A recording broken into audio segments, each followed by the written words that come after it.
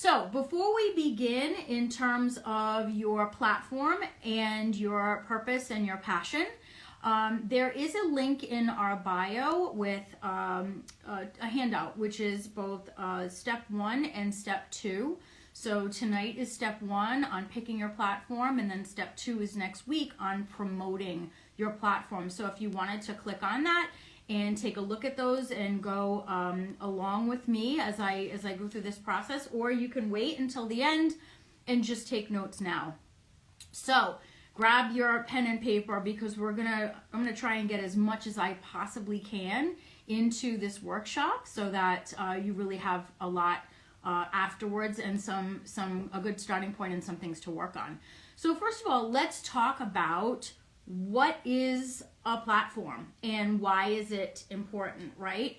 So other than winning, which is clearly a wonderful thing to do when you enter a pageant and you are crowned, other than winning, it is the purpose behind why you want to win. So it forms the basis of your mission as a title holder, and generally speaking, a platform is either a charity or a cause, a topic, or an issue that is important to you. So for some pageant systems, a platform or a social impact initiative is required. So for the Miss America program or the Miss America's Outstanding Teen program, this is a required component of your competition. So in other systems, there are some organizations that may ask you to pick a charity, but it's not quite as formal as in the Miss America system and in the Outstanding Teen system. Even in some other pageants where it is not technically required or it is not an element of competition, you can still have a platform because it serves as one of the reasons why you want to be crowned. So as we all know, a title holder clearly has more exposure, reaches a bigger audience, and when you have a purpose behind why you're competing and why you want to win, it shows the judges that you have a plan about how to use your crown and your title to create change and make a positive impact as a result of you being crowned and you being a title holder. So some examples that we've had over the years, and they run the gamut. It could be, to combat bullying, raising money for breast cancer research, housing for homeless veterans, saving the spotted owl from extinction, you name it. We've heard it all, and they all have value. And, we're going to talk a little bit about what has value and what resonates with you, and take you through that process of identifying what that is. So when do we want to select our platform? Like, when do we want to be thinking about this? Well, the earlier, the better. You want to start as early as possible, because you can start planning and participating in events and activities to actually show that this topic and this cause is important to you and close to your heart, and that even without the title yet, you are already making efforts to make an impact and to make some positive change. So for some of you, you've got lots of activities. You maybe volunteer, or you work at church, or you do activities after school, or you're involved with your sorority, and a lot of sororities will have a charity or a cause that is important to the house, and that's one of the initiatives that you participate in as a sorority sister.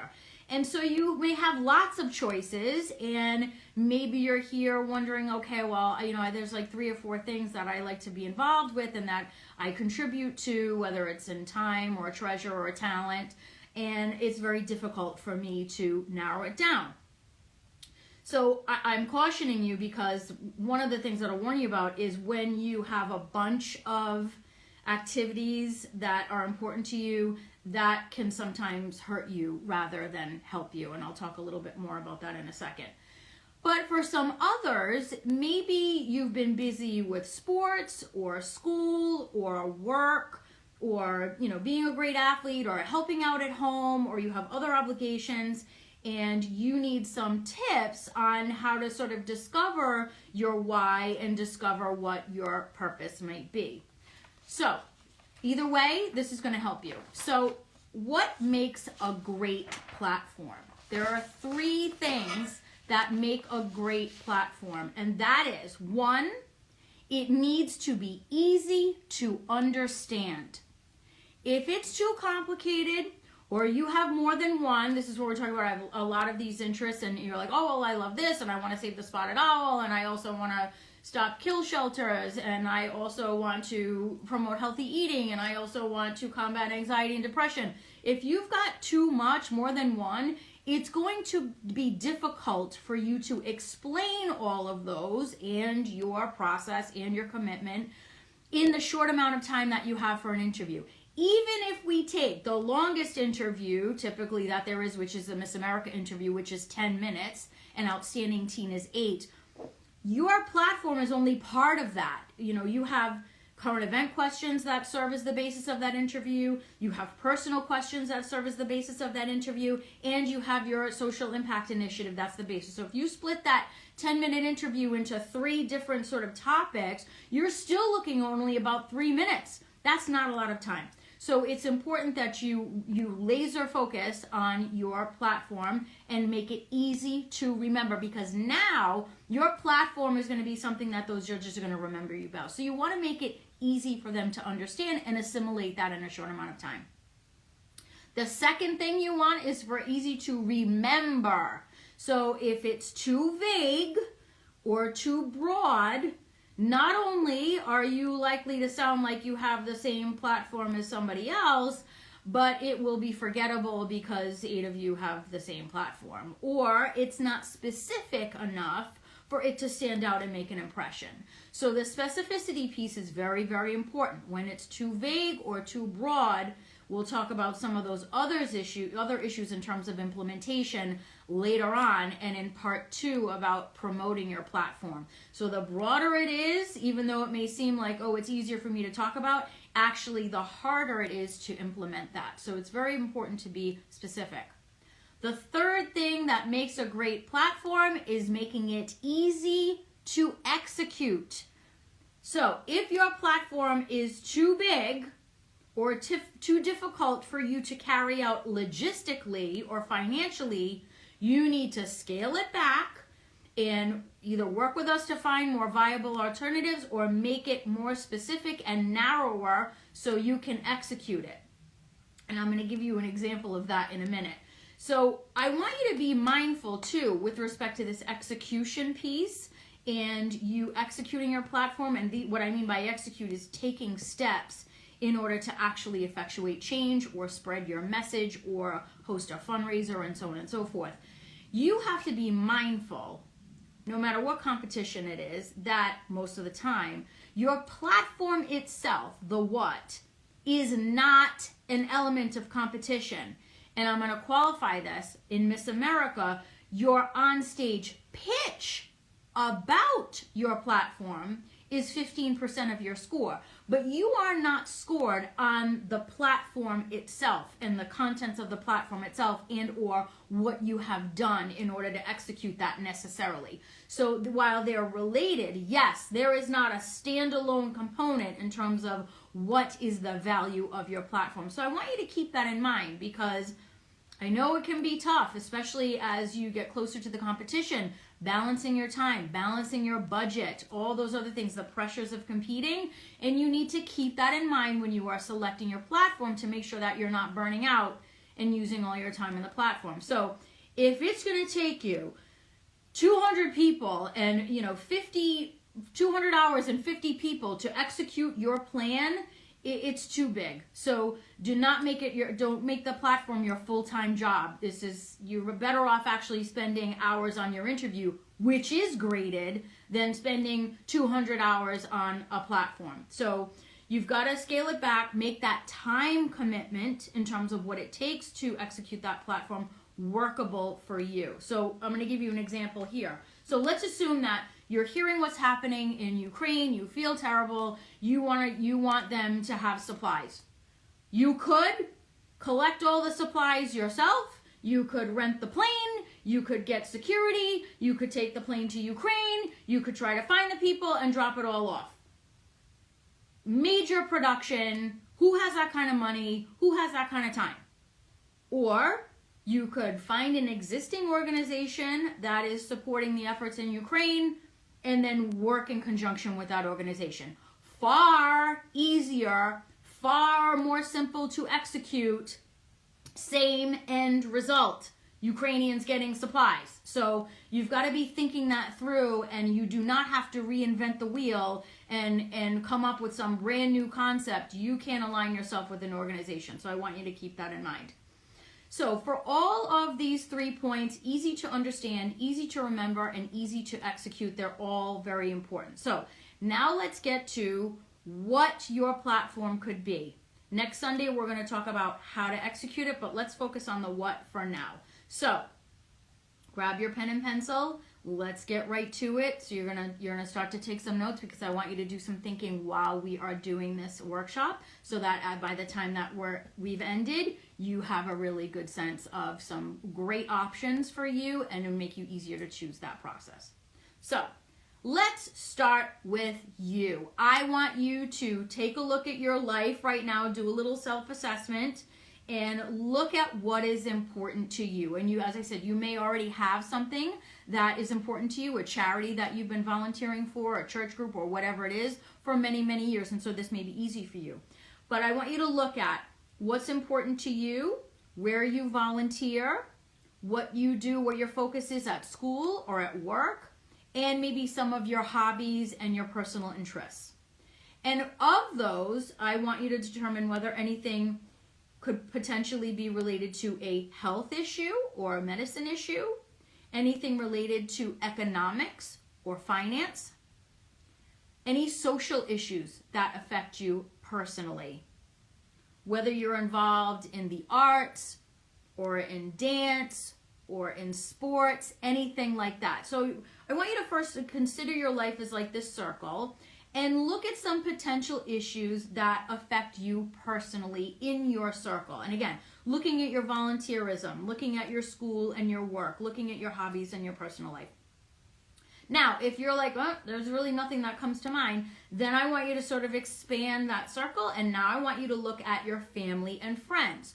So, are there any health issues that have affected your family or friends? Are there any economic or financial issues that have affected your family or friends? Are there any social issues that may have impacted you or your family or friends? Are they involved in any arts or dance or sports or anything that, so if you start with you, great. If you're not finding anything that's resonating with you and that's been important to you, then let's extend that branch.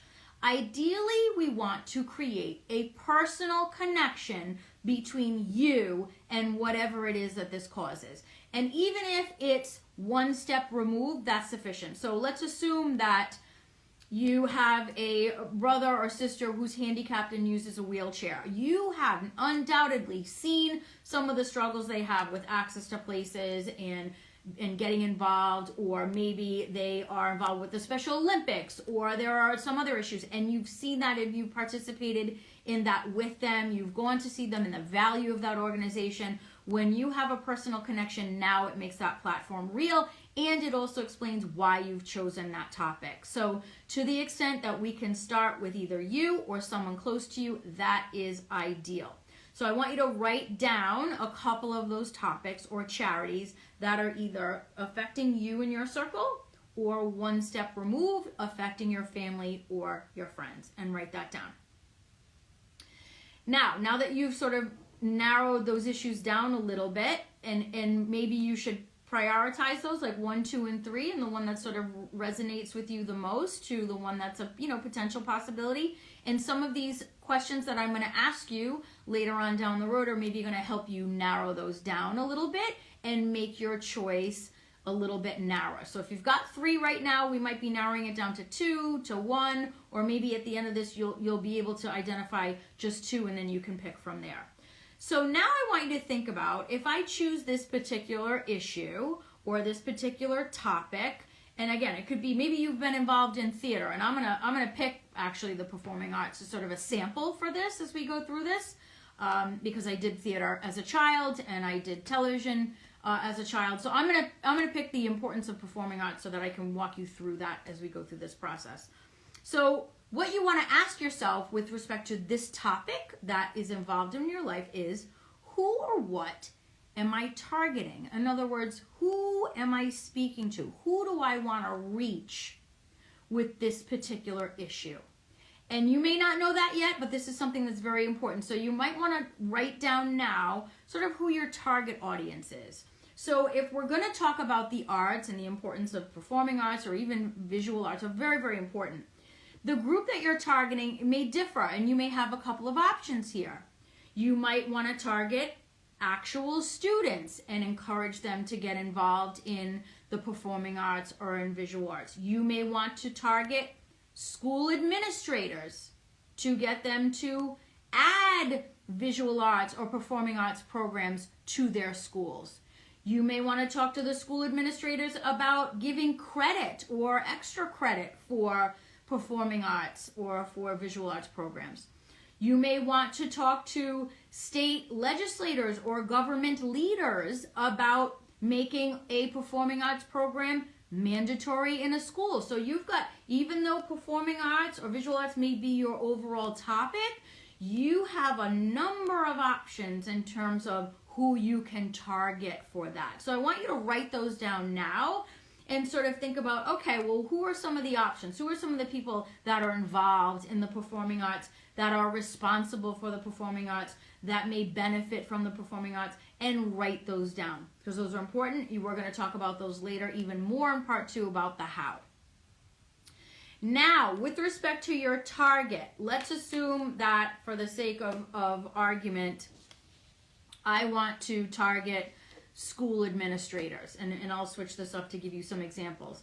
Now we want to narrow the target to either a category or an age or a gender. So even if you want to switch this and you say, okay, well, I don't want to focus this to school administrators. I want to focus on the kids, and I want kids to know how important it is for you to be involved in the performing arts. So what age group do you want? We need to narrow this down. It can't be all kids. So the message is not the same for someone from kindergarten through 3rd grade as it is from 4 through 9, as it is from 9 through 12, right? Even the way you speak to those groups is going to be different. So you want to narrow your group down by gender, by age, and or by category. In other words, administrators or government officials, or are we actually targeting the students? So that's one way to narrow this down a little bit more. There also may be other groups or organizations depending on what your particular platform is or your topic is. So I want you to just jot those down. I'm just giving you some examples now to give you a sense of the direction we're going in. Then we want to think about, the next question is, what action do we want them to take? So for the students, the action that we want them to take would be to sign up for performing arts or visual arts programs, right? Presumably. For school administrators, the action that we would want them to take is whatever you think is important. Adding more programs to school, making those programs have more credit, getting credit for being in a play or performing arts, whether you're doing the set design or something else. I don't know. It depends on what is important to you, what your experience has been, but that should guide you in a particular direction. So do we want them to not do something, or give something? So if we are approaching a government entity or school administrators, do we want them to stop doing something? Or do we want them to actively do something, like give more funding to these arts programs? Or do we want them to give something? And by give something, I mean, do you want people to give money? Do you want people to give their time or talent or something else? So if the goal is, even if we were to say, oh, I want to raise money for breast cancer, right? My neighbor had breast cancer. I helped out at home while she was getting chemotherapy, and I was, feeding her 2 kids after school, and I saw how difficult that process was. Okay, so who am I targeting? We want breast cancer research. So we want to ask people to give money, and if so, who are those people that we want to give money? And if it's everybody, it's everybody, but that's tough. That's tough because you can't reach everybody in the world. So is it everybody in your town or city? Is it everybody who's an adult? Is it children? If you want people to give money, my suggestion to you is choose people who are adults, because children aren't usually gainfully employed. So don't waste your time with asking kids to give money. They could do something else. But you need to narrow it down because, and again, we'll talk about why that's important, because it's going to be difficult to execute. So 3 things. Are you asking them to not do something? Are you asking them to do something? Or are you asking them to give something? And if you're asking them to give something, is it their money? Is it their time? Is it a talent? Or is it something else? So if you are asking whoever it is that you want them to take action, are you asking them to say something, or are you asking them to take some action? So, and the reason why I say this is because there are some platforms where you want a particular group to promote something, or you think a topic is important, or you think that you should raise awareness about a particular issue rather than taking action, which is fine. I will caution you, though, that just raising awareness about an issue usually doesn't solve it. It just means more people know about it, but it doesn't necessarily get you closer to a solution.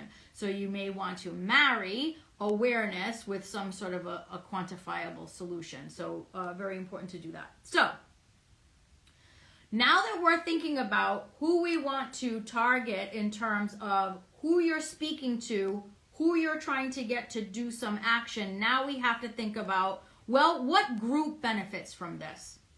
Who am I trying to help?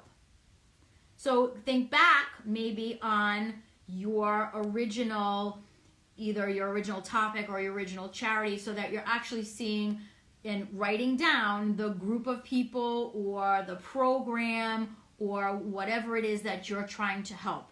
So what are you trying to do, and how are you getting them to improve that? So why do you want to help too is very important. So you want to be thinking about your target group. Who am I trying to help? In addition to your other target group, which who am I trying to reach to get them to assist me in this result?